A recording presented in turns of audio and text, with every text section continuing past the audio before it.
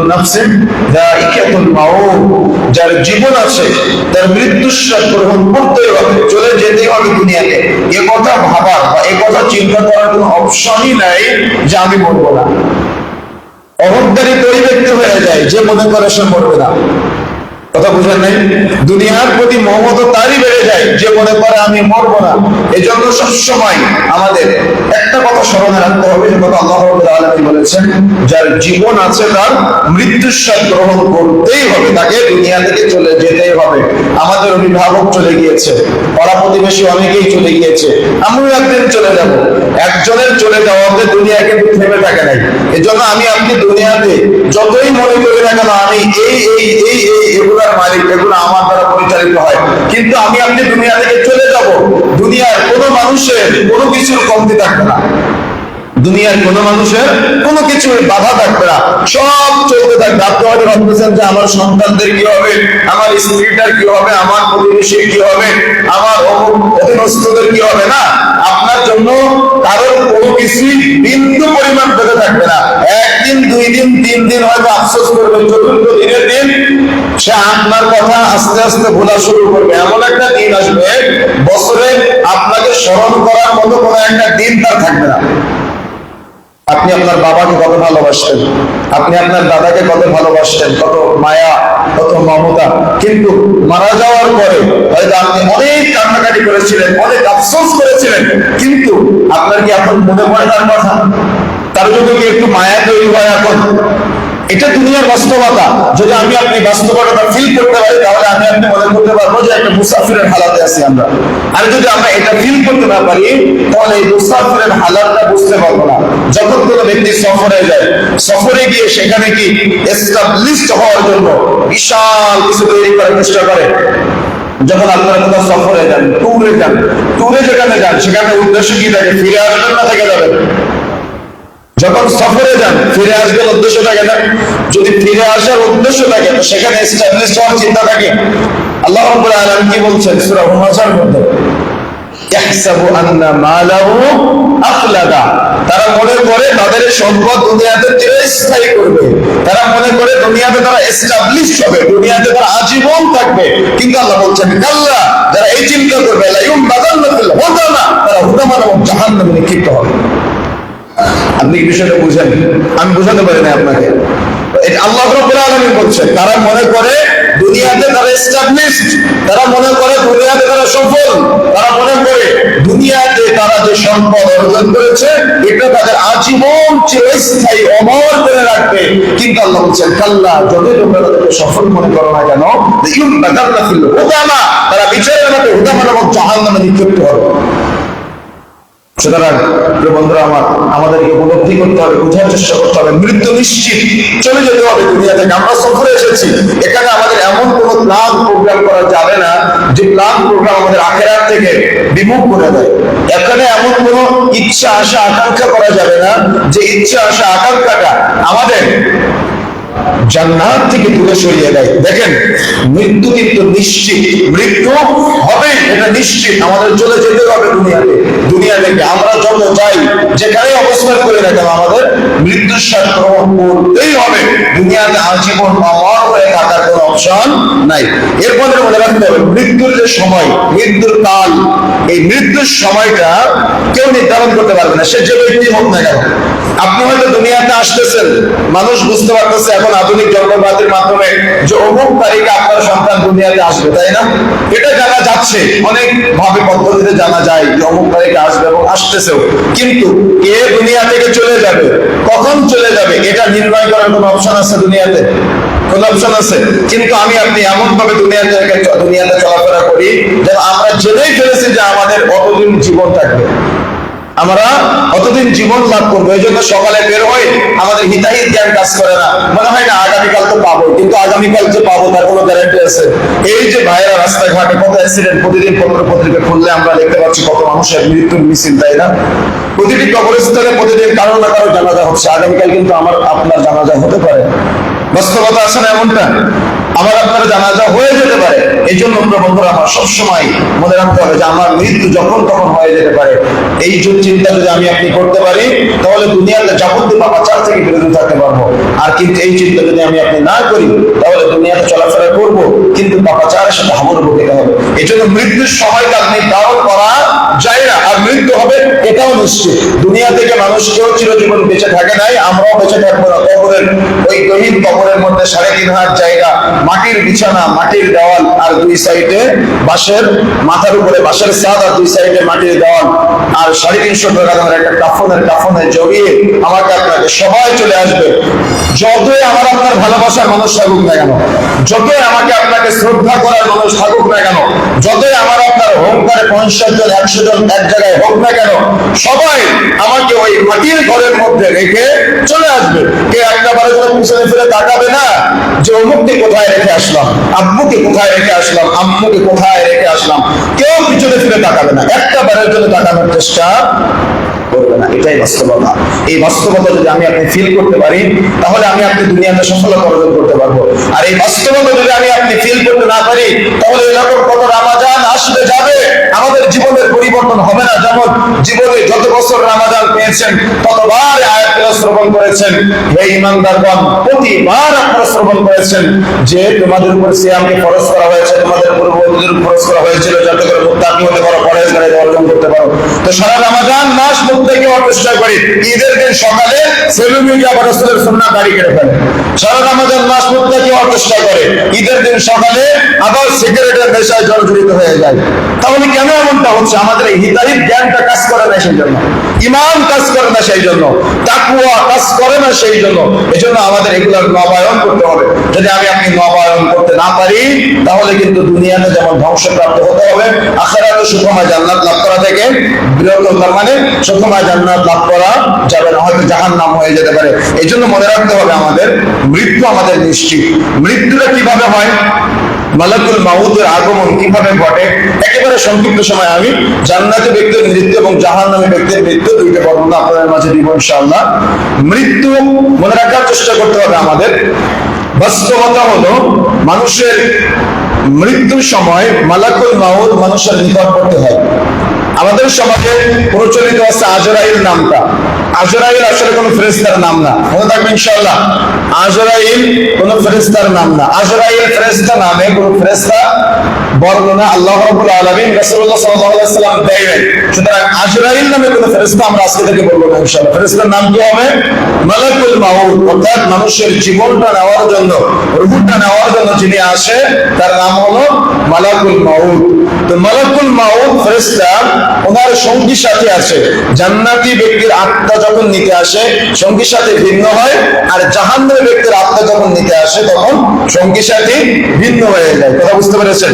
তার মানে দুই ভাবে মৃত্যু হয়, জান্নাতি ব্যক্তির একভাবে এবং জাহান্নামী ব্যক্তির মৃত্যুটা ভিন্ন পদ্ধতিতে হয়। তো আমরা প্রথমে জানি জান্নাতি ব্যক্তির মৃত্যুটা কিভাবে হয়। একজন জান্নাতি ব্যক্তির যখন মৃত্যুর সময় চলে আসে তখন আল্লাহ রাব্বুল আলামিনের পক্ষ থেকে মালাকুল মাউতকে পাঠানো হয়। যখন মালাকুল মাউত আসে তখন মালাকুল মাউতের সাথে একদল জান্নাতি ফেরেশতা আসে, যে ফেরেশতাদের হাতে থাকে কাফন, যে কাফনটা সুঘ্রাণ মিশানো, জাফরান মিশানো, কস্তুরী মিশ্রিত। তো যখন মালাকুল মাউত এই একদল ফেরেশতাকে নিয়ে মাইয়াতের সামনে আসে তখন ওই ফেরেশতা মুরব্বিরা চোখের দৃষ্টি সীমার দূরে অপেক্ষায় থাকে এবং মালাকুল মাউত মাইয়াতের মাথার কাছে এসে বসে, মাথার কাছে এসে বসে মালাকুল মাউত আহ্বান করে, অমুকের ছেলে অমুকের আত্মা বের হয়ে আসে। সুবহানাল্লাহ। তার মানে আমাদের প্রত্যেকের নাম আছে, প্রত্যেকের বাবার নাম আছে। মালাকুল মাউত প্রত্যেকের নাম যেমন বলবে বাবার নামটাও বলবে, যে অমুকের ছেলে অমুকের আত্মা, অমুকের মেয়ে অমুকের আত্মা। কথা বুঝতে পেরেছেন? অমুকের ছেলে অমুকের আত্মা বা অমুকের মেয়ে অমুকের আত্মা বের হয়ে আসে। যখন এই কথা মালাকুল মাউত বলবে তো বলার সাথে সাথে মালাকুল মাউতের হাতে আত্মাটা বের হয়ে আসবে। কেমনে বের হয়ে আসবে সে কথা আল্লাহ রাসূল বলেছেন সহিহ মুসলিম 2 নম্বর পর্বের 126 নম্বর পৃষ্ঠার মধ্যে এবং আবু দাউদের মধ্যে আসছে 3 নম্বর পর্বের 299 নম্বর পৃষ্ঠার মধ্যে। রাসূলুল্লাহ সাল্লাল্লাহু আলাইহি ওয়াসাল্লাম থেকে যে বর্ণনা পাই, কলসের মধ্যে থেকে পানি বের হওয়া কতটা সহজ? কলসের মধ্যে থেকে পানি বের হওয়া কঠিন না সহজ? সহজ না। তো জান্নাতি ব্যক্তির আত্মাটা ওই দেহের মধ্যে থেকে মালাকুল মাউতের হাতে এরকম সহজে চলে আসবে। সুবহানাল্লাহ। তার মানে মালাকুল মাউত শুধু আহ্বান করবে যে অমুকের ছেলে অমুকের আত্মা বের হয়ে আসো। এই আহ্বানের সাথে সাথে কলসের মধ্য থেকে পানি যেমন সহজে বের হয়, মালাকুল মাউতের হাতে আত্মাটা এরকম সহজে বের হয়ে আসবে। সুবহানাল্লাহ। তো যে মুহূর্তে আত্মাটা বের হয়ে আসবে, মালাকুল মাউত আত্মাটা নিয়ে ওই যে ফেরেশতা মণ্ডলীরা আছে কাফন অপেক্ষা করছে, ওই ফেরেশতা মণ্ডলীর হাতে আত্মাটা দিয়ে দিবে। আত্মাটা নিয়ে আসমানের দিকে যাবে। আসমানের দিকে যেতে যেতে যেতে যেতে প্রথম আসমানের নিকট করতে হবে। দ্বাররক্ষী জিজ্ঞাসা করবে কে? তখন ফেরেশতা মণ্ডলীরা বলবে এটা হলো অমুকের ছেলে অমুকের আত্মা। যখন এই কথা বলবে, বলার সাথে সাথে তার জন্য প্রথম আসমানের দরজা খুলে দেওয়া হবে। সুবহানাল্লাহ। এভাবে দ্বিতীয় আসমান, তৃতীয় আসমান, সপ্তম আসমান পর্যন্ত পৌঁছে যাবে। যখন সপ্তম আসমানে পৌঁছে যাবে তখন অপেক্ষায় থাকবে আল্লাহ রাব্বুল আলামিন কি ফয়সালা দেয়। আত্মাটা ইল্লিনের খাতায় লিপিবদ্ধ হবে নাকি সিজ্জিনের খাতায় লিপিবদ্ধ হবে? কথা বুঝতে পেরেছেন? ইল্লিন এবং সিজ্জিন এই দুটোর মধ্যে পার্থক্য হলো, যদি সংক্ষেপে এতটুকু বলি, ইল্লিনটা হলো জান্নাতের একটা অংশ, সিজ্জিনটা জাহান্নামের একটা অংশ, তাহলে বুঝতে সুবিধা হবে আপনাদের। তো আল্লাহ রাব্বুল আলামিনের ফয়সালার অপেক্ষায় থাকবে যে এই আত্মাটা ইল্লিনের খাতায় লিপিবদ্ধ হবে নাকি আত্মাটা সিজ্জিনের খাতায় লিপিবদ্ধ হবে। এটা হলো সংক্ষিপ্ত বর্ণনা। যখন আল্লাহ রাব্বুল আলামিনের ফয়সালা চলে আসবে, অর্থাৎ মাইয়িতকে সুন্দর করে গোসল দিয়ে জানাজা দিয়ে কবরে রেখে আত্মীয় স্বজনরা চলে আসবে, তখন আল্লাহ রাব্বুল আলামিন ফয়সালা দিয়ে দিবে এই আত্মাটাকে ইল্লিনের খাতায় লিপিবদ্ধ করা হোক। যেই মুহূর্তে বলা হবে ইল্লিনের খাতায় লিপিবদ্ধ করা হোক, সঙ্গে সঙ্গে ফেরেশতা মণ্ডলীরা আত্মাটাকে নিয়ে আস্তে আস্তে সুন্দর করে মাইয়িতের কবরে নিয়ে আসবে। নিয়ে যখন বসাবে, মাইয়িতের রূহ তার দেহে দেওয়ার পরে তাকে সুন্দর করে কবরের ভিতরে বসানো হবে। বসানোর পরে জিজ্ঞাসা করবে রব্বুকা, তোমার রবকে? তখন সে বলবে রব্বি আল্লাহ, আমার রব আল্লাহ। প্রশ্ন করবে মা নবিয়ুকা, তোমার নবীকে? তখন বলবে, তার সঠিক জবাব দিবে মুহাম্মদ রাসূলুল্লাহ সাল্লাল্লাহু আলাইহি সাল্লাম। বা চেহারা দেখানো হবে, সে সঠিক জবাব দিতে পারবে। জিজ্ঞাসা করবে মা দীনুকা, তুমি কোন দিনের উপরে ছিলে? সে সঠিক উত্তর দিতে পারবে। এই সঠিক উত্তর দেওয়ার পরে তাকে আরেকটা প্রশ্ন করা হবে, তুমি এটা জেনেছো কোথা থেকে, জানো কিভাবে? কথা বুঝতে পেরেছেন? এরকম থেকে প্রশ্নগুলো করা হবে, যে সঠিক উত্তর দেবে সুবহানাল্লাহ। তখন থেকে লিনের কাছে যে লিপিবদ্ধ করা হবে, এরকম জান্নাতে একটা ঘুম তাকে পড়িয়ে দেওয়া হবে একেবারে কিয়ামত পর্যন্ত। সুবহানাল্লাহ। এটা হলো জান্নাতের ব্যক্তির মৃত্যুর সংক্ষিপ্ত বর্ণনা। লম্বা আলোচনা আছে, আমি সংক্ষেপে শুধুমাত্র আপনাদের মাঝে উপস্থাপন করলাম। আল্লাহ রাব্বুল আলামিন যেন আমাদের সবাইকে এমন মৃত্যু দান করেন, বলেন আমিন। জাহান্নামী ব্যক্তির মৃত্যুর একটি ভিন্নতা আছে। একজন জাহান্নামী ব্যক্তির যখন মৃত্যু হবে, মৃত্যুর নিকটবর্তী সময়ে মালাকুল মাউত তার মাথার কাছে চলে আসবে। আর মালাকুল মাউতের সাথে একদল ফেরেশতা আসবে, যে ফেরেশতার হাতে থাকবে চট। চট চিনেন আপনারা? বস্তা চিনেন? বস্তা বস্তা চিনেন তো? চট, যেটাকে বর্ণনা দিয়েছেন এমন ভাবে, আবু দাউদের মধ্যে আসছে বর্ণনা, এই চট বা এই বস্তাটা এত দুর্গন্ধ মিশ্রিত বা এত দুর্গন্ধযুক্ত, গোটা পৃথিবীতে সবচাইতে দুর্গন্ধ যেটা আছে, গোটা পৃথিবীর সবচাইতে দুর্গন্ধ যেটা আছে তার চাইতে বেশি দুর্গন্ধ মিশ্রিত। নাউযুবিল্লাহ বলবেন না? গোটা পৃথিবীর সবচাইতে দুর্গন্ধ যেটা আছে তার চাইতে দুর্গন্ধ মিশ্রিত একটা চট বা বস্তা নিয়ে মালাকুল মাউতের সাথে একদল ফেরেশতা আসবে, যারা অপেক্ষায় থাকবে আত্মাটা নেওয়ার জন্য, চোখের দৃষ্টিসীমার বাহিরে। আর মালাকুল মাউত মাইয়িতের মাথার কাছে এসে বসবে, এসে বলবে অমুকের ছেলে অমুকের খবিস আত্মা বের হয়ে আসো, অমুকের মেয়ে অমুকের খবিস আত্মা বের হয়ে আসো। কি শব্দ যুক্ত করা হলো? খবিস শব্দ যুক্ত করা হলো। তার মানে বলা হচ্ছে অমুকের ছেলে অমুকের খবিস আত্মা বা অমুকের মেয়ে অমুকের খবিস আত্মা বের হয়ে আসো। যেই মুহূর্তে মালাকুল মাউত বলবে খবিস শব্দটা, যেই মুহূর্তে খবিস শব্দটা আত্মা শুনতে পাবে, শোনার সাথে সাথে ও দেহের মধ্যে থেকে আর বের হতে চাইবে না, দেহের মধ্যে থেকে বের হতে চাইবে না। তখন যখন সে বের হতে চাইবে না, তখন মালাকুল মাউত তাকে জোর করে বের করার চেষ্টা করবে দেহের মধ্যে থেকে। কেমনে বের করবে জানেন? হাদিসের বর্ণনা এমনটাই, রাসূলুল্লাহ সাল্লাল্লাহু আলাইহি সাল্লাম সাহাবায়ে কেরামকে নিয়ে বসে আছেন, আর এই বর্ণনা আল্লাহ রাসূল মাটিতে দাগ দিচ্ছেন। আল্লাহ রাসূল আনমনা হয়ে রাসূলুল্লাহ সাল্লাল্লাহু আলাইহি সাল্লাম এই বর্ণনা দিচ্ছেন আর বলছেন, যখন সে দেহের মধ্যে থেকে বের হতে চাইবে না, ছুটোছুটি করবে এক প্রান্ত থেকে আরেক প্রান্ত, এক মাথা থেকে আরেক মাথা পর্যন্ত দেহের মধ্যে ছুটোছুটি করবে, ও বের হতে চাইবে না, তখন মালাকুল মাউত তাকে টেনে হিসড়ে দেহের মধ্যে থেকে বের করে নিয়ে আসবে। কেমনে বের করবে? যদি কারোর শরীরে গরম উত্তপ্ত লোহা প্রবেশ করানো হয়, এই গরম উত্তপ্ত লোহাটা টেনে বের করলে যেমন রক্ত গোস্ত মাংস ছিঁড়ে ছিন্ন ভিন্ন হয়ে আসে, এরকম মালাকুল মাউত ওই আত্মাটাকে টেনে বের করে নিয়ে আসবে। দেহের মধ্য থেকে যখন টেনে বের করে নিয়ে আসবে, আত্মাটা টেনে বের করে হাতে আর রাখবে না, হাতে রাখবে না, সঙ্গে সঙ্গে ওই দুর্গন্ধযুক্ত চটের মধ্যে, বস্তার মধ্যে দিয়ে দিবে। দেওয়ার সাথে সাথে যখন ফেরেশতা মণ্ডলীরা আসমানের দিকে যেতে থাকবে, যেতে যেতে প্রথম আসমানের নিকট পড়তে হবে। প্রথম আসমানের নিকট পড়তে হয়ে দরজায় গিয়ে যখন বলবে আত্মা নিয়ে আসা হয়েছে, তখন দারোয়ানকে জিজ্ঞাসা করবে এটা কার আত্মা? তখন ফেরেশতা মণ্ডলীরা বলবে এটা হলো অমুকের ছেলে অমুকের খবিস আত্মা, বা এটা হলো অমুকের মেয়ে অমুকের খবিস আত্মা। যেই মুহূর্তে খবিস শব্দটা যুক্ত করে দারোয়ানকে বলবে, তার জন্য ওই প্রথম আসমানের দরজা আর খোলা হবে না। কি নাউযুবিল্লাহ বলবেন না? কিন্তু জান্নাতি ব্যক্তির আত্মা কোথায়? সপ্তম আসমানে। আর জাহান্নামী ব্যক্তির আত্মা কোথায় বাধাগ্রস্ত হয়ে গেল? প্রথম আসমানের বাহিরে বাধাগ্রস্ত হয়ে গেল, তার জন্য প্রথম আসমানের দরজা আর খোলা হবে না। যখন প্রথম আসমানের দরজা তার জন্য বন্ধ হয়ে যাবে, এই মুহূর্তে এই অবস্থায় থাকবে, ঝুলন্ত অবস্থায় অপেক্ষায় থাকবে যে আল্লাহ রাব্বুল আলামিন এই আত্মাটাকে ইল্লিনের কাতারে লিপিবদ্ধ করবে, নাকি আল্লাহ রাব্বুল আলামিন এই আত্মাটাকে সিজ্জিনের কাতারে লিপিবদ্ধ করবে। তো আল্লাহ রাব্বুল আলামিনের যখন ফয়সালা চলে আসবে, কখন ফয়সালা আসবে?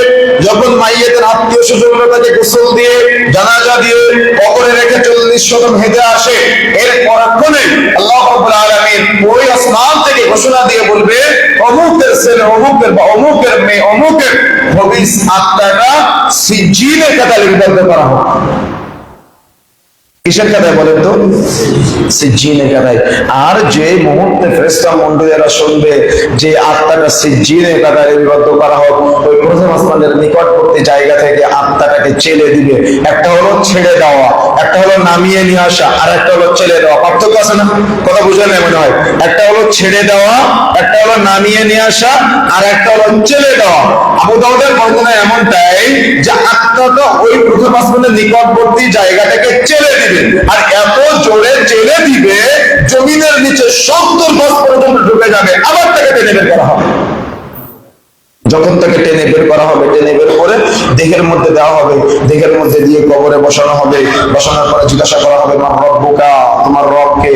তখন সে বলবে হা লা আদরি, আমি তো আমার রবকে চিনি না, আমি তো আমার আল্লাহকে চিনি না। এ আমার রব আবার কে? যেমন দুনিয়াতে আজকে আমাদের সমাজের অনেক মানুষ আছে না, এরা আল্লাহকে চিনে না, আল্লাহকে না চিনে, আল্লাহকে না জেনে আল্লাহর কাছে না চেয়ে মানুষের কাছে চাই, মানুষের কাছে সন্তান চাই, মানুষের কাছে দুনিয়ার কল্যাণ চাই, মানুষের কাছে দুনিয়ার সুখ চাই। এরা কিন্তু আসলে আল্লাহকে চিনে নাই, এরা কিন্তু রবকে চিনে নাই। সূরা আন-নাস এত গুরুত্বপূর্ণ কেন? সূরা ফালাক এত গুরুত্ব কেন? সূরা ইখলাস এত গুরুত্ব কেন? সূরা আন-নাসের মধ্যে 3টা বর্ণনা এসেছে, মালিকিন নাস, ইলাহিন নাস, রব্বুন নাস। অর্থাৎ রব হিসেবে, মালিক হিসেবে, ইলাহ হিসেবে যদি কোনো মুসলমান তার রবকে স্বীকৃতি দিতে না পারে, তাহলে সে কবরের প্রশ্নের জবাব কখনো দিতে পারবে না। কথা বুঝেন না মনে হয়? কথা বুঝতে পেরেছেন? মালিক হিসেবে, রব হিসেবে আর ইলাহ হিসেবে সূরা নাসের মধ্যে 3টা বর্ণনা এসেছে, কিন্তু আজকে মুসলমান আজকে তাওহীদের জ্ঞান অর্জন করে নাই। যার তাওহীদের জ্ঞান নাই সে কবরে পশ্চিম কালেও 3টা প্রশ্নের জবাব দিতে পারবে না। এই জন্য তো উলামায়ে কেরাম বলেছেন যার তাওহীদের জ্ঞান নাই সে যদি সালাত আদায় করে তার সালাত আল্লাহর দরবারে পৌঁছাবে না। যার তাওহীদের জ্ঞান নাই সে যদি সিয়াম পালন করে তার সিয়াম আল্লাহর দরবারে পৌঁছাবে না। যদি কারো তাওহীদের জ্ঞান না থাকে সে যদি হজ করে তার হজ আল্লাহর দরবারে পৌঁছাবে না। কেন? সে হজে যাবে ঠিকই, কিন্তু তার নিয়ত থাকবে মদিনায় গিয়ে কবর জিয়ারত না করলে তার হজ নাকি কবুল হয় না। তাহলে তাওহীদ বিমুখ হয়ে গেল, তাই না? কথা বুঝেন না মনে হয়? কথা বুঝতে পেরেছেন? সুতরাং বন্ধুরা আমার যে কথা বলতে চাচ্ছিলাম আমাদের মনে রাখার চেষ্টা করতে হবে যে যদি আমার আপনার দুনিয়াতে রবকে চিনা থেকে কিঞ্চিত আমরা একটু অবহেলা করি, বিরত থাকি, আল্লাহ রাব্বুল আলামিন সম্পর্কে জানা থেকে আমরা যদি অজ্ঞ হয়ে যাই, তাহলে আমরা কিন্তু কবরে প্রথম স্তরে বাধাগ্রস্ত হয়ে যাব। যখন প্রশ্ন করবে তোমার রবকে, তখন আপনার জবান থেকে আসবে হা লা আদরি, আমি তো আমার রবকে চিনি না, আমি তো আমার আল্লাহকে চিনি না। যখন প্রশ্ন করা হবে মা দীনুকা, তুমি কোন দিনের উপরে ছিলে দুনিয়াতে, তখন সে বলবে হা লা আদরি, আমি তো এই দিন ধর্ম সম্পর্কে কিছুই জানি না। আজকে জুমার দিন আপনাকে জোর করে মসজিদে নিয়ে আসতে হয়, আপনার মা আপনাকে জোর করে মসজিদে পাঠায়, আপনার স্ত্রী আপনাকে জোর করে মসজিদে পাঠায়, আপনি জুমার নামাজটা পর্যন্ত পড়তে জানেন না। আমাদের কাছে এমন অনেক নজির আছে, এমন অনেক জানাশোনা ব্যক্তিদেরকে আমরা দেখেছি, বিভিন্ন জায়গাতে শুনেছি আমরা যে এরা ফরজ সালাত আদায় করে না, জুমার সালাত আদায় করে না, ঈদের সালাত আদায় করে না, কিন্তু এরা লোক দেখানোর জন্য কুরবানির ঈদের দিন 2 লাখ টাকা দিয়ে চোখ মুছতে মুছতে গিয়ে গরু কুরবানি করে ছেড়ে দেয়। কথা বুঝেন না মনে হয়? ফরজ সালাত আদায় করে না, ঈদের সালাত আদায় করে না, জুমার সালাতও আদায় করে না, ঈদের নামাজ পড়ে নাই, ঘুম থেকে 10টার সময় উঠে সবাই যখন নামাজ পড়ে আসতেছে ও ঘুম থেকে উঠে চোখ মুছতে মুছতে গিয়ে কুরবানি দিয়ে দিচ্ছে। কথা বুঝেন না মনে হয়? কথা বুঝতে পেরেছেন? কেন? এই যে যখন আপনাকে দিন ধর্ম সম্পর্কে বলা হয় তখন আপনি বারবার বলেন এই এত দিন ধর্ম সম্পর্কে বলতে হবে কেন? তার মানে আপনার একটা রাগ কাজ করে, আপনার একটা কষ্ট কাজ করে। ইসলাম সম্পর্কে বললে আপনার ব্যথা কাজ করে। কবরে আপনাকে ইসলাম সম্পর্কে জানা হবে তুমি কোন দিনের উপরে ছিলে। দুনিয়াতে আপনি বারবার বলেন কোথায় কোথায় ধর্মকে নিয়ে আসো কেন? বলেন আমাদের সমাজের এক শ্রেণীর প্রগতিশীল মানুষ, এদেরকে আবার শিক্ষিত বলেন আপনারা। এদেরকে কি বলেন আপনারা? শিক্ষিত বলেন। এরা বলে কি কথায় কথা ধর্ম তুলে নিয়ে আসো কেন? আরে আপনার তো বলে জিজ্ঞাসা করা হবে না দিন উপরা তুমি কোন দিনের উপরে ছিলে, খবরে কি জবাব দেবেন আপনি? আপনি বলবেন হ্যাঁ লাদ্রি, আমি তো দিন ধর্ম সম্পর্কে কিছুই জানি না, অবগত ছিলাম না, আমি জানি না। জিজ্ঞাসা করা হবে, অবশ্যই জিজ্ঞাসা করা হবে। আজকে বলা হচ্ছে না যে কত রকম কত কথা ওদিকে চলে গেলে তো অন্যদিকে চলে যাওয়া হয়ে যায়, কত রকম ধর্ম যার যার উৎসব সবার করে আপনি যে আজকে প্রগতিশীল বান্দাদের অন্তর্ভুক্ত হলেন, এই রুচির দুর্ভিক্ষ যে আমাদের সমাজে নেমেছে, এদেরকে দেখলে তো চেহারা দেখলে মুসলমানের ছেলে মনে হয় না, এদের চেহারা দেখলে মুসলমানের ছেলে যে এরা এটা মনে হয় না।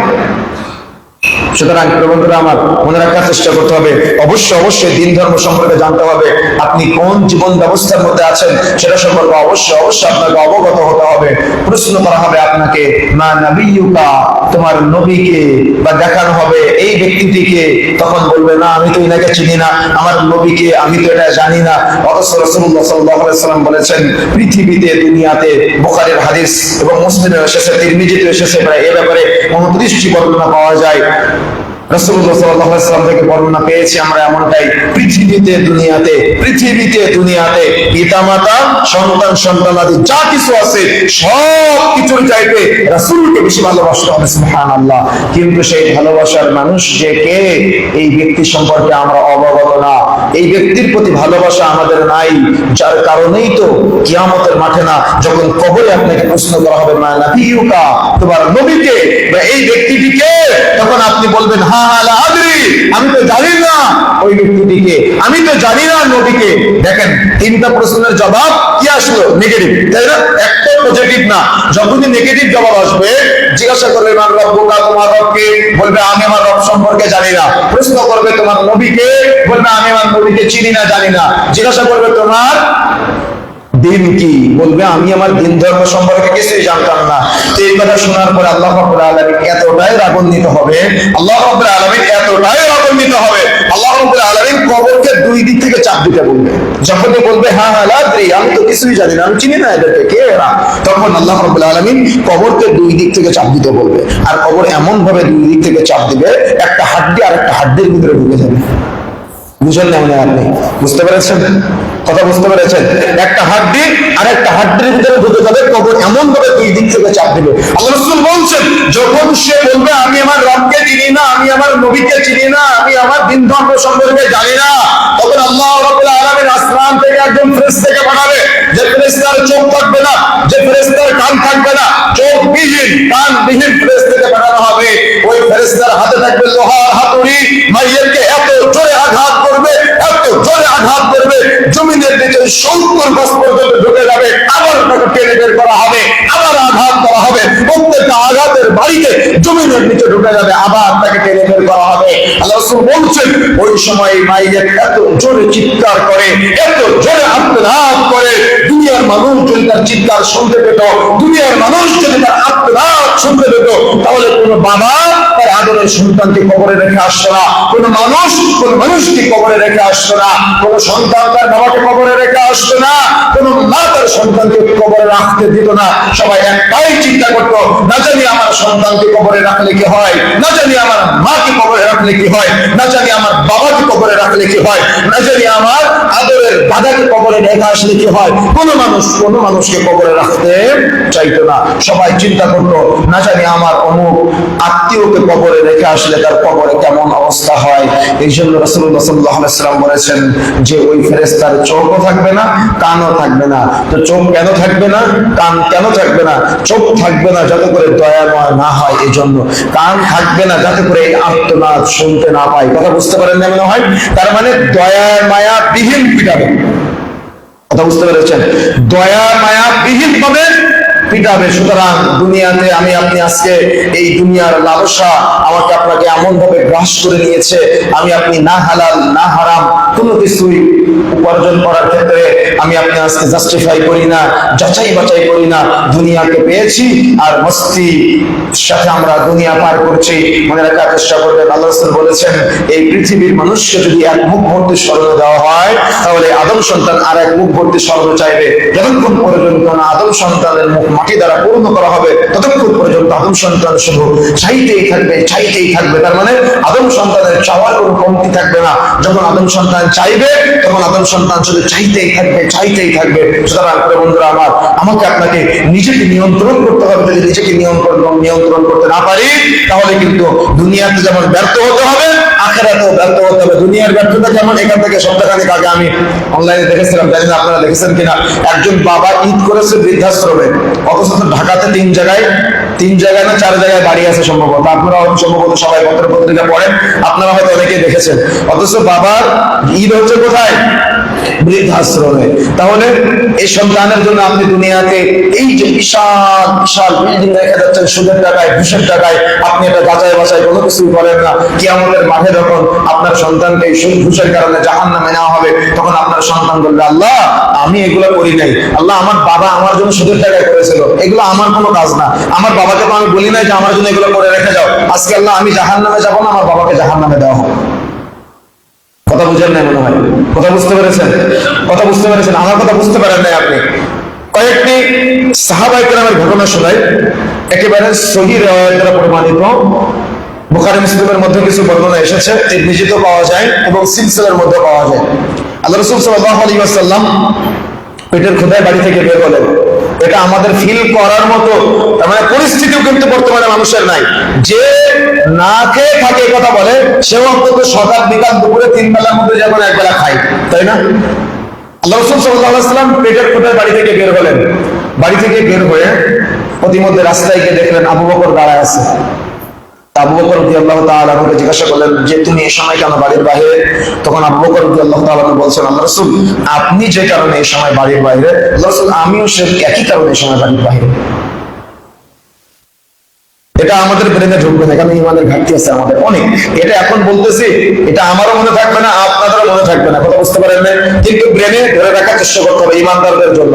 রাসূলুল্লাহ সাল্লাল্লাহু আলাইহি ওয়াসাল্লাম বললেন তুমি এই সময় বাড়ির বাইরে কেন? আবু বকর রাদিয়াল্লাহু তাআলা আনহু জবাব হলো, আল্লাহ রাসূল আপনিও যে কারণে বাড়ির বাইরে, আল্লাহ রাসূল আমিও সেই কারণে পেটের ক্ষুধায় বাড়ির বাইরে, অন্য কোনো কারণে না। উমারের সাথে দেখা হলো।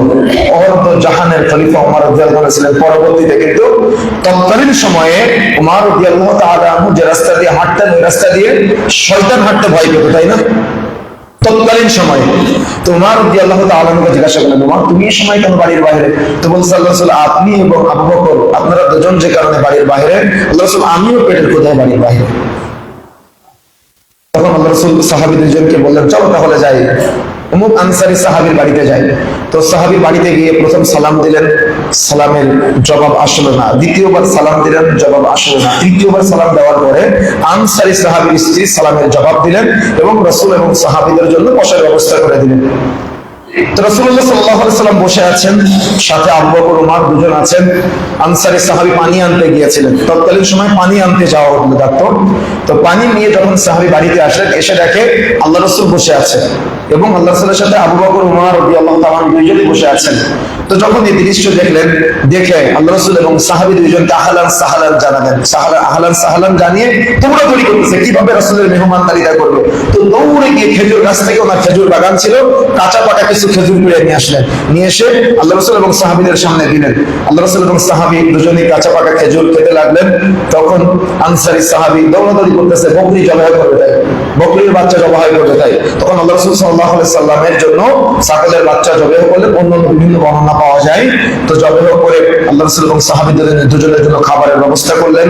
আল্লাহ রাসূল এবং সাহাবায়ে কেরাম দুজনই খাওয়া দাওয়া গ্রহণ করে যখন চলে যাচ্ছে, মূলত বলতে চাচ্ছে হাদিসের এই শেষ শব্দের জন্য, সেটা হলো যখন আল্লাহ রাসূল চলে যাচ্ছে পেট তৃপ্তি সহকারে পরিপূর্ণ করেছে। কথা বুঝতে পারেন না মনে হয়? তৃপ্তি সহকারে পেট পরিপূর্ণ করেছে। যখন চলে যাচ্ছে, যাওয়ার সময় আবু বকর আর উমরকে কেন্দ্র করে বলছে, আল্লাহ তোমাদের আজকে যে নিয়ামত দান করেছে এই নিয়ামত সম্পর্কে জিজ্ঞাসা করবে। তোমার বলতে চাচ্ছ এটাকে নিয়ামত? আমাদের পেটের ক্ষুধায় বাড়ির বাইরে এসেছি। আল্লাহ রাসূল বলছে অবশ্যই এটা নিয়ামত। সুবহানাল্লাহ। আপনি বুঝবেন না, কথা কি বুঝতে পেরেছেন আপনি? আল্লাহ রাসূল কি বললেন? এটা নিয়ামত, কিন্তু কিসের? পেটের ক্ষুধায় বাড়ির বাইরে।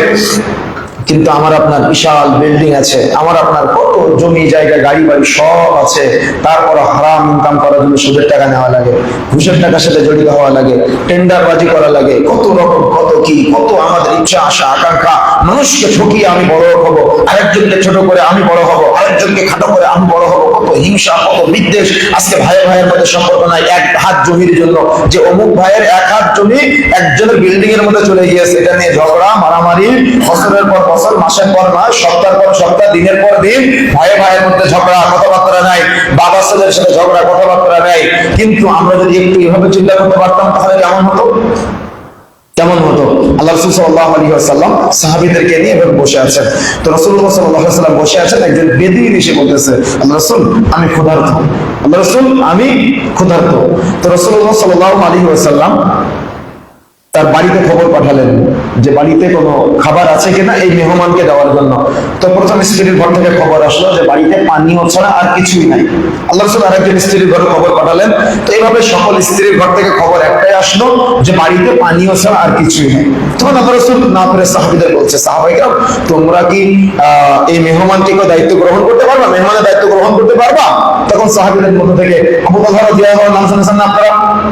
চট করে বলতেছে, লাব্বাইক ইয়া রাসূলুল্লাহ, আল্লাহ সাল্লাল্লাহু আলাইহি বুঝতে যাচ্ছি, আল্লাহ সাল্লাল্লাহু আলাইহি মেহমানের দায়িত্ব গ্রহণ করলাম। কথা বুঝতে আল্লাহ রাসূল কিন্তু চাপায়া দেয় নাই কারোর উপরে। কথা বুঝতে পেরেছেন? আল্লাহ রাসূল কি করে নাই? চাপায়া দেয় নাই, জিজ্ঞাসা করছেন তোমরা কি কেউ মেহমানের দায়িত্ব গ্রহণ করতে পারবা? আল্লাহ রাসূল জানেন বিষয়টা যে সাহাবীদের অবস্থাও কি সবার বিভিন্ন রকম বিভিন্নভাবে সবাই ব্যাখ্যা করেছেন, আমি ওদিকে যাচ্ছি না। তবে আল্লাহ রাসূল জিজ্ঞাসা করলেন, তখন আবু তালহা রাদিয়াল্লাহু তাআলা আনহু যে দায়িত্ব গ্রহণ করলেন, কিন্তু আবু তালহা জানে না যে তার বাড়িতে এই মেহমানকে মেহমান বাড়িতে করার জন্য কিছু আছে কিনা, এটা জানে না, না জেনে দায়িত্ব গ্রহণ করে ফেলেছেন। আবু তালহা রাদিয়াল্লাহু তাআলা আনহু মেহমানকে নিয়ে বাড়িতে চলে গেলেন। বাড়িতে যাওয়ার পরে মেহমানের বসার ব্যবস্থা করলেন। স্ত্রীকে বলছেন যে রাসূলের মেহমানকে নিয়ে এসেছি, তুমি খাবারের ব্যবস্থা করো।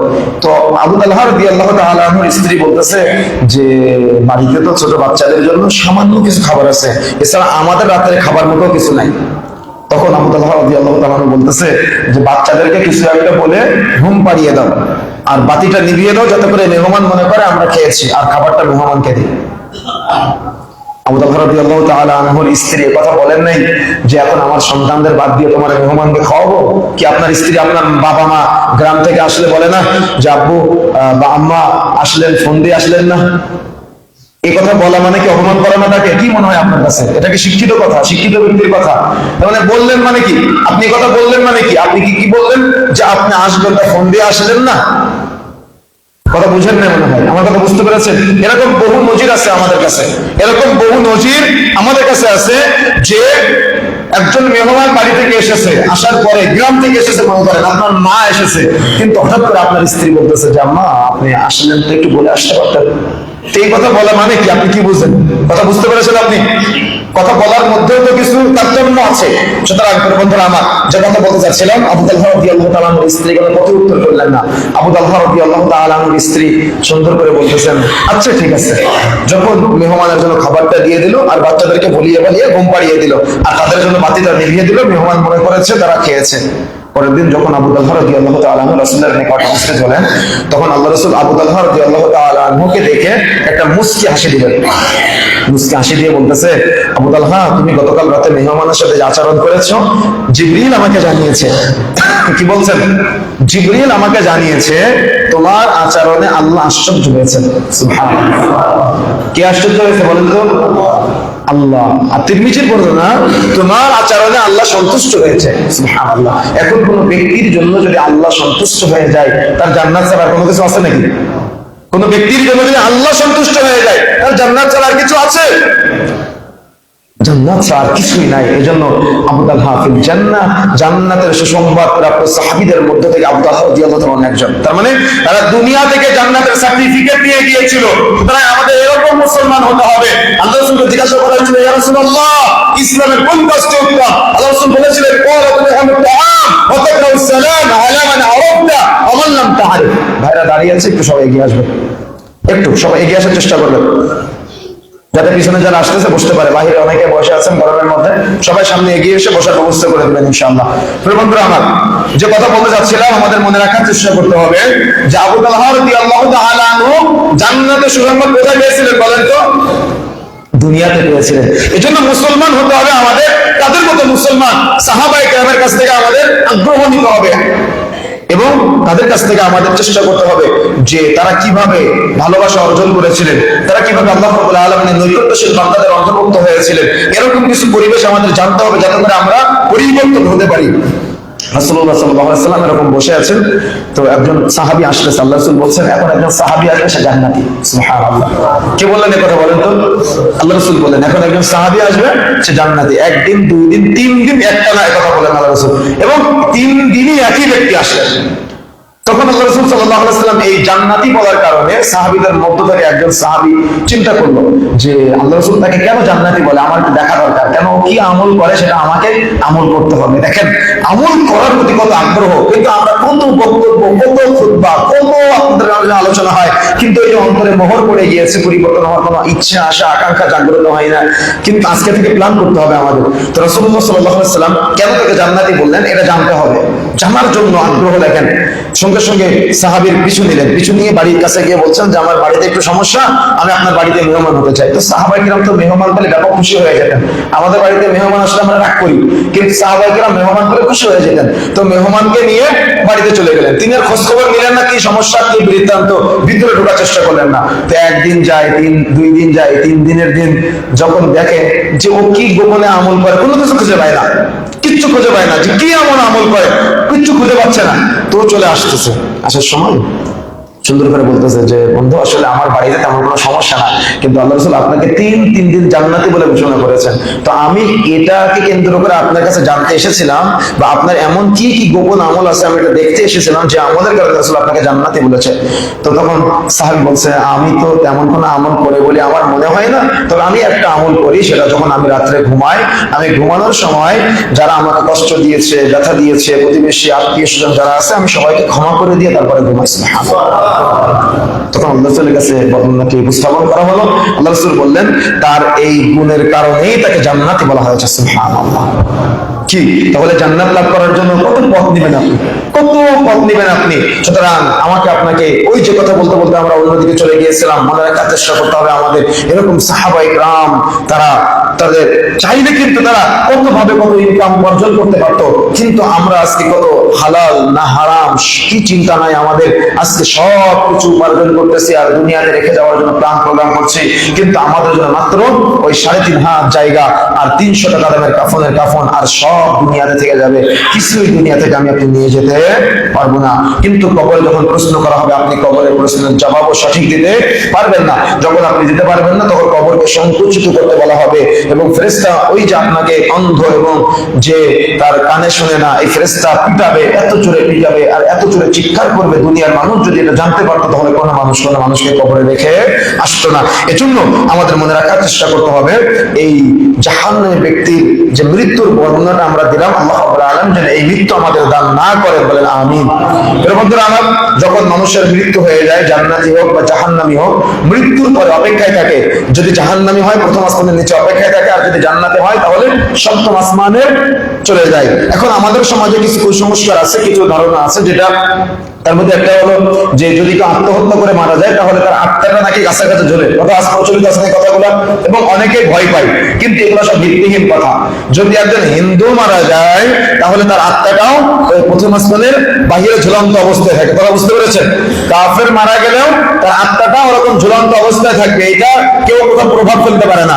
এগুলা যে সমস্যাগুলো আমরা ফিল করি, আমাদের প্রত্যেকের শরীরে কারিন নামক একটা জিন আছে, যে জিনটা আপনারা সূরা আন-নাসের তাফসীর পড়লে বুঝতে পারবেন যে এই কারিন নামক জিনটা আমাদের প্রত্যেকের শরীরে প্রবেশ করে ওয়াসওয়াসা দেয়। এই ওয়াসওয়াসার ভিত্তিতে হয়তো অনেকে ভয় পেতে পারে, কিন্তু আত্মা এসে আপনাকে কখনো ভয় দেখায় না। আকিদা বিশুদ্ধ করার চেষ্টা করবেন ইনশাআল্লাহ।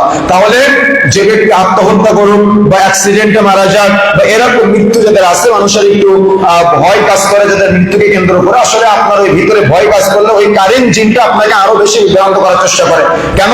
শরীরে রক্ত যেমন প্রবাহিত হয় তার চাইতে বেশি দ্রুত গতিতে এই জিন শয়তান প্রবাহিত হয়, কারিন জিনটা। সুতরাং এই আত্মাকে কেন্দ্র করে এরকম ধরনের কথা বলা থেকে দ্রুত থাকতে হবে ইনশাআল্লাহ। এবং যারা দুনিয়ার মানুষ আছে তাদের উচিত হলো দ্রুত গতিতে এই লাশটাকে দাফন কাফন করে দেওয়া।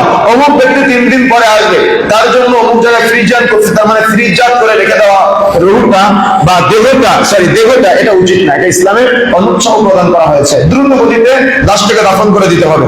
তার মানে আপনি মারা গিয়েছেন, যত দ্রুত সম্ভব আপনার লাশটা কবরে রেখে আসতে হবে, এটা ইসলামের নির্দেশনা। অমুক ব্যক্তি অমুক জায়গা থেকে আসবে, তার জন্য 3 দিন অপেক্ষা, তার জন্য 1 দিন অপেক্ষা, এটা মোটেও উচিত না। মৃত্যুবরণ করার সাথে সাথে যত দ্রুত সম্ভব তাকে দাফন করে দিতে হবে। কেননা ওই যে তার আত্মাটা অপেক্ষায় থাকে যে আমার এই নামটা ইল্লিনের খাতায় লিপিবদ্ধ হবে না সিজ্জিনের খাতায় লিপিবদ্ধ হবে। এই জন্য ফাইসালাটা আপনারা দ্রুত করে দেওয়ার চেষ্টা করবেন, যত দ্রুত করতে পারবেন তত ভালো ইনশাআল্লাহ। এখানে আরেকটা কথা বলে রাখি, সেটা বিশেষ করে আমাদের সমাজে যদি কোনো মহিলা মারা যায়, পুরুষ মারা গেলে দেখানো যেতে পারে সবাইকে, তাতে সমস্যা নাই, কিন্তু মহিলা মারা গেলেও তার চেহারাটা উন্মুক্ত করে রেখে দেওয়া হয়। কি আছে কিনা? কথা বুঝেন না মনে হয়। শরীয়তের মাসালা না জানার কারণে মানুষ এই ভুলগুলো করে। একজন মহিলা মারা গিয়েছে, দেখা যাচ্ছে আপনার দাদি মারা গিয়েছে, আপনার মা মারা গিয়েছে, আপনি উঠানের মাঝখানে লাশটা রেখে যে আসতেছে তাকে লাশ দেখাচ্ছেন। মহিলাদের লাশের উপরে সবচেয়ে উত্তম একটা কাপড় দিয়ে দাও, যাতে করে শরীরের গঠনটা বোঝা না যায়। কথা বুঝতে পেরেছেন? আসুন, মানুষ যা পড়বে, কিন্তু তার শরীরের গঠন যাতে করে কেউ বুঝতে পারে। কারণ কাফন পড়ালে কিন্তু শরীরের গঠন বোঝা যায়, এজন্য কেউ যাতে করে শরীরের গঠন লাশেরও বুঝতে না পারে, এজন্য আপনারা খেয়াল রাখবেন।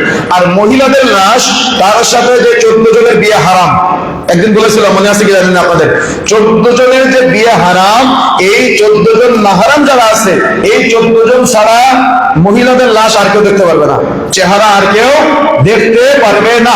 এটা ইসলামের চূড়ান্ত নিষেধাজ্ঞা। সুতরাং আপনার মা, আপনার পরিবারের মহিলা সদস্যরা যখন মারা যাবে তখন, এবং মহিলারা যারা আছেন, আপনারা নাসিহা করে যাবেন। যদি আপনারা নাসিহা করে না যান তাহলে কিন্তু গুনাহগার হয়ে যাবেন। মারা যাওয়ার আগে আপনারা ওসিয়াত করে যাবেন। ওসিয়াত নামা লিখে না সবাই নাকি? এটা সম্পর্কে ধারণা আছে তো সবার নাকি? ওসিয়াত নামা লিখতে হয়, কিন্তু প্রত্যেক ব্যক্তির ওসিয়ত করে যেতে হয় তার উত্তরসূরিদের জন্য। এই ওসিয়ত নামায় লিখে যাবেন বা মৌখিকভাবে বলে যাবেন যে আমি মারা যাওয়ার পরে আমার লাশ এই আমার 14 জন মাহারাম যারা আছে তারা ছাড়া বাইরের কেউ যেন দেখতে না পারে। মনে রাখবেন ইনশাআল্লাহ, এটা আপনি নসিহত করে যাবেন ইনশাআল্লাহ। এটা অবশ্যই বলে যেতে হবে, এটা ওসিয়ত করে যেতে হবে। তাহলে মহিলারা মারা গেলে লাশ 14 জন মাহারাম ছাড়া বাইরের কাউকে দেখাবেন না, এটা থেকে বিরত থাকবেন ইনশাআল্লাহ। আরেকটা বিষয়, কেউ মারা গেলে বিশেষ করে পুরুষের চাইতে মহিলারা মাতাম করে, কান্নাকারি করে। লোকের সামনে সে পর্দায় আসে না পর্দায় নাই এটা দেখে না, যার তার সামনে এসে যাকে তাকে জড়িয়ে ধরে কান্নাকাটি শুরু করে, তার ভাইকে জড়ায় ধরে, চাচাকে জড়ায় ধরে, অমুককে জড়ায় ধরে কান্নাকাটি শুরু করে। আছে কিনা? আছে না সমাজে এগুলা? ইসলাম এটা একেবারে নিষেধ করে দিয়েছে। আপনি কি চান আপনার বাবার কবরে শাস্তি হোক? আপনি কি চান আপনার বাবার কবরে আযাব হোক? যদি আপনি এটা না চান তাহলে এভাবে মাতাম করবেন না। আপনি ভালোবাসেন, এটার প্রমাণ দিবেন কিভাবে জানেন? সালাত আদায় করবেন। আপনার বাবার রূহের মাগফিরাতের জন্য আপনি আল্লাহর কাছে দুই হাত তুলে একা একা দোয়া করেন, কেন তার একটু পরে তার প্রশ্ন করা হবে। এটা হলো কঠিন জায়গা, আর আপনি কান্নাকাটি করে কিসের ভালোবাসা প্রমাণ করেন? কষ্ট লাগে, খারাপ লাগে, কিন্তু সীমাবদ্ধ রাখতে হবে সেটা। এভাবে মাতাম করে, মানুষকে জড়ো করে, বিশাল হই হুল্লোড় করে আপনি কান্নাকাটি করে কিসের ভালোবাসা দেখাতে যাচ্ছেন? এটা ভালোবাসা না, এটা থেকে কষ্ট নয়, এটা থেকে ব্যথা দেওয়া। এই জন্য প্রত্যেকে ওসিয়াত করে যাবেন, প্রত্যেকে ওসিয়াত করে যাবেন, আমার মারা যাওয়ার পরে আমার সন্তানেরা যারা আছে তোমরা এভাবে কেউ কান্নাকাটি করবে না, বা আমার উত্তরসূরি যারা আসছে এভাবে কান্নাকাটি করবে না, তাহলে আপনারা গুনাহগার হওয়া থেকে বিরত থাকবেন ইনশাআল্লাহ। এই জন্য আপনারা ওসিয়াত করে যাবেন, ওসিয়াত করে যাবেন ইনশাআল্লাহ। যদি আমরা কাউকে ভালোবাসি তাহলে তার জন্য আমাদের কি করতে হবে? দোয়া করতে হবে। সুন্নাহ পদ্ধতির যে দোয়াগুলো আছে তার জন্য বেশি বেশি দোয়া করতে হবে। কেন? কিছুক্ষণ পরে আল্লাহ রাব্বুল আলামিন তার ফয়সালা দিয়ে দিবে, কিছুক্ষণ পরে তার কবরে সওয়াল জবাব হবে, এগুলো নিয়ে টেনশনে থাকবেন। ওই যে আল্লাহ রাসূল বলেছেন না, যদি জানতো না কবরে কি হবে তাহলে কবরে রেখে আসতো না, ভয় পেত, এগুলো নিয়ে চিন্তা করবেন। কিন্তু মারা গিয়েছে, মারা তো যাবে, আপনিও যাবেন, তাই বলে মাকাম করা, এভাবে বুক চাপড়ানো, সমাজে যে একেবারে উল্টাপাল্টা করে ফেলে, এগুলো করা যাবে না। এগুলো থেকে অবশ্যই বিরত থাকতে হবে। আমার ইমানদার বোন যারা আছেন, যারা আমার কথাগুলো শুনছেন, আপনারা নিজেকে নিয়ন্ত্রণ করার চেষ্টা করবেন অন্তত এই সময়ে। অনেকেই বলে যে আল্লাহ তুমি নিয়ে গেলে, কত রকম কত কথাবার্তা আল্লাহর উপর অভিযোগ আছে কিনা? আছে না? যদি কারো সন্তান মারা যায় ছোট বাল্য অবস্থায় আর মা জীবিত আছে, আল্লাহ রাসূল বলছেন মা যদি মুজাহিদ করে তাহলে সে জান্নাতে যাবে। সুবহানাল্লাহ। কিন্তু আপনি কি বললেন? অভিযোগ যে আল্লাহ কেন আমার সন্তানকে নিল। আপনি কি কথা বললেন? বুঝতে পেরেছেন আপনি? আপনি কি কথা বললেন বলেন তো? আল্লাহ কেন আমার সন্তানকে নিল? আল্লাহ তুমি আমার সন্তানকে কেন নিলে? তাহলে আপনি আল্লাহর কাছে অভিযোগ করলেন। নিঃসন্দেহে কোনো কল্যাণ আছে এর মধ্যে, আপনি হয়তো বুঝতে পারতেছেন না। নিঃসন্দেহে কোনো কল্যাণ আছে, কষ্ট লাগবে, ব্যথা লাগবে, কিন্তু ভরসা রাখতে হবে কার উপরে? আল্লাহর উপরে ভরসা রাখতে হবে। সুতরাং বন্ধুরা আমার, যদি আমি আপনি এই চিন্তাগুলো করতে না পারি তাহলে কিন্তু ব্যর্থ হয়ে যেতে হবে। তাহলে কিন্তু এটা কিন্তু একেবারে মৌলিক, আমাদের জানার চেষ্টা করতে হবে সবাইকে। সুতরাং এভাবে দ্রুত গতিতে চেষ্টা করতে হবে তাকে দাফনের মাধ্যমে জানাজা পড়ানোর জন্য। আমাদের সমাজে জানাজার সালাত যে পড়ানো হয়, এই জানাজার সালাত আজকে অধিকাংশ জায়গাতে, আমি গত পরশুদিন ঠাকুরগাঁও হয়েছিলাম, তো সেখানে এক ইমাম সাহেব এসে দুই ইমাম সাহেব তর্ক করা শুরু করে দিল আমার সামনে যে জানাজার সালাতে সূরা ফাতিহা তারা পড়বে না পড়বে না এটা নিয়ে। কিন্তু আসলে যদি আমরা এটা নিয়ে তর্ক না করে আমরা হাদিসের দিকে ফিরে যেতাম তাহলে কি আমরা বুঝতে পারতাম বিষয়টা? কথা বুঝেন না মনে হয়?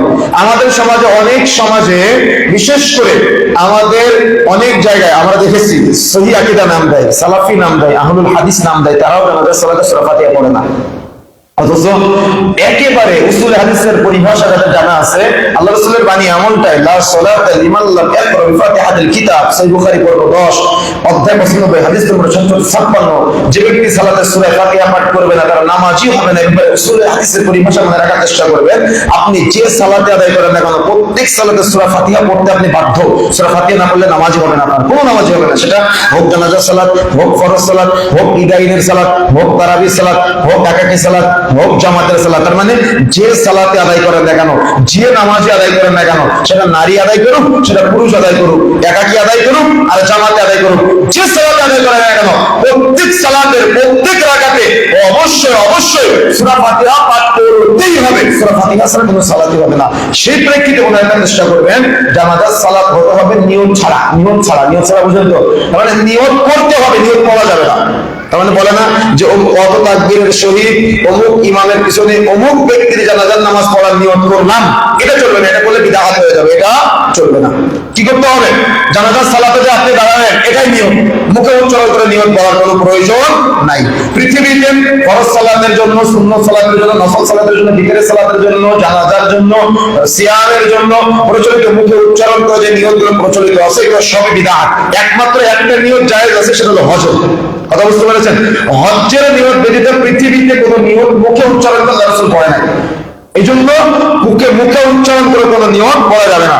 তাহলে জানাজার সালাতে দাঁড়ানো এটাই, আপনি যে আসলেন এটাই আপনার নিয়ত হয়ে যাবে। এই জন্য মুখে উচ্চারণ করে নিয়ত পড়ার কোনো প্রয়োজন নাই।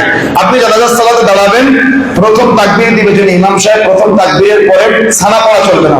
সানা নাই জানাজার সালাতে, কি নাই? সানা নাই। প্রথম তাকবীর দিয়ে তাকবীরে তাহরিমার পরে আপনি বুকে হাত রেখে সানা বাদে সূরা ফাতিহা পাঠ করবেন। সূরা ফাতিহার সাথে একটা ছোট্ট সূরা মিলাবেন।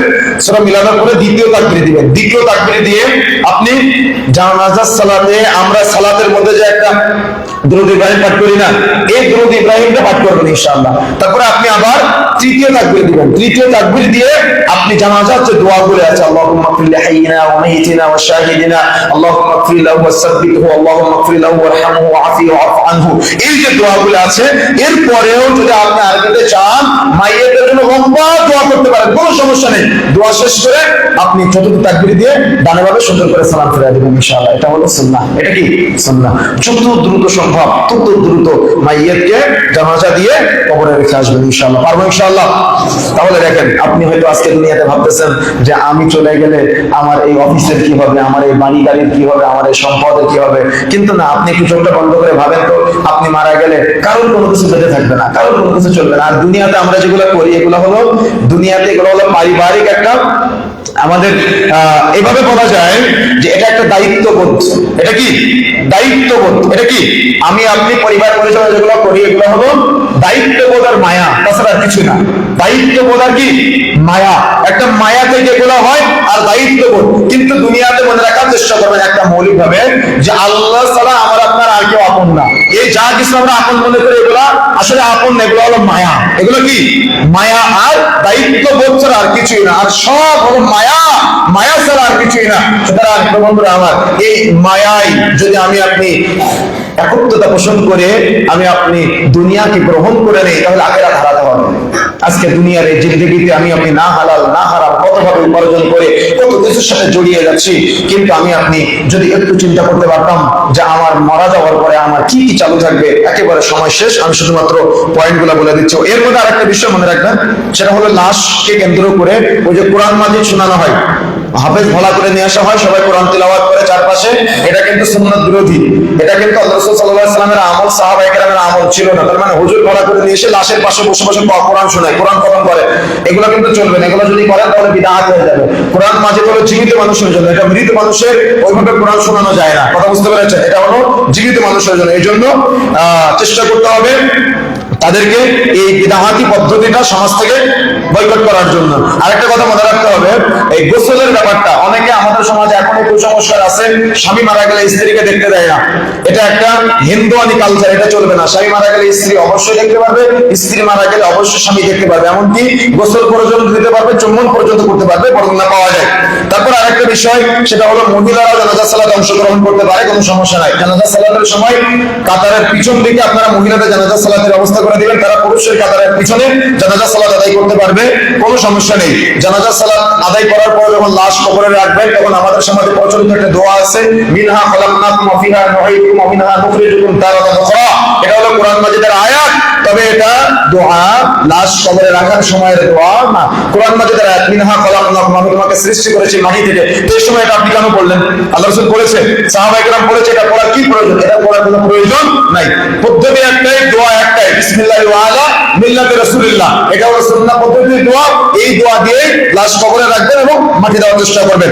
লাশ কবরে রাখার পরে সম্মিলিতভাবে আমাদের সমাজে প্রচলিত আছে দোয়া করা হয়। তো লাশ কবরে রাখার পরে যদি দোয়া করতে হয়, জানাজা পড়লেন কেন? কথা বুঝেন না মনে হয়? দোয়া তো করতে হবে, কিন্তু একা একা করেন সমস্যা নাই, কিন্তু সম্মিলিত দোয়া করার জায়গা হলো জানাজা, যেটার অর্থ হলো দোয়া, লাশের জন্য দোয়া করা, মাইয়িতের জন্য দোয়া করা। তো আপনি লাশ কবরে রাখার পরে জানাজার নামাজ পড়ে 30 সেকেন্ডে, আর লাশ কবরে রাখার পরে 30 মিনিটের লম্বা মোনাজাত দেয়। তো এই 30 মিনিটের লম্বা মোনাজাত করলেন আর 30 সেকেন্ডে জানাজার নামাজ পড়লেন, তার মানে আপনি কি জানাজাকে অপমান করলেন না? কথা বুঝেন না মনে হয়? কথা বুঝতে পেরেছেন? লাশ কবরে রাখার পরে ব্যক্তিগত দোয়া করেন, কোনো সমস্যা নাই ইনশাআল্লাহ। হাত উঠিয়ে করতে পারেন, হাত না উঠিয়েও করতে পারেন, কোনো সমস্যা নাই।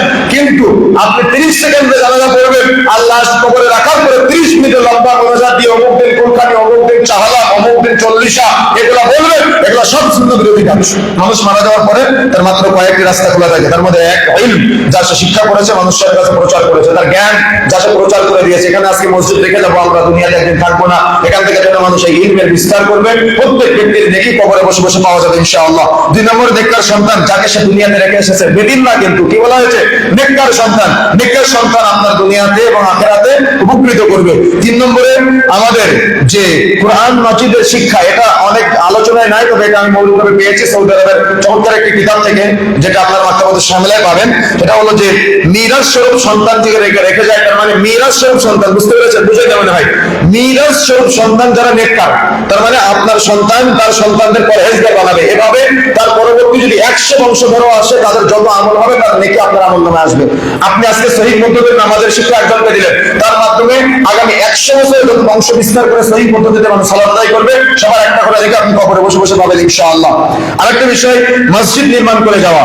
যদি মসজিদ নির্মাণ করে, তাহলে তার জন্য জান্নাতে ঘর নির্মাণ হবে। এই মসজিদে যত মানুষ সালাত আদায় করবে, সবার একটা করে নেকির ভাগ সে পাবে ইনশাআল্লাহ। 5 নম্বর, মুসাফির খানা, পথিক যেখানে মুসাফির হালাতে আসে এবং যেখানে সে ক্লান্তি দূর করে, এরকম মুসাফির খানা যদি কেউ তৈরি করে, তাহলে তার জন্য সে পরবর্তীতে মৃত্যুর পরেও নেকি তৌফিক পেতে থাকবে ইনশাআল্লাহ।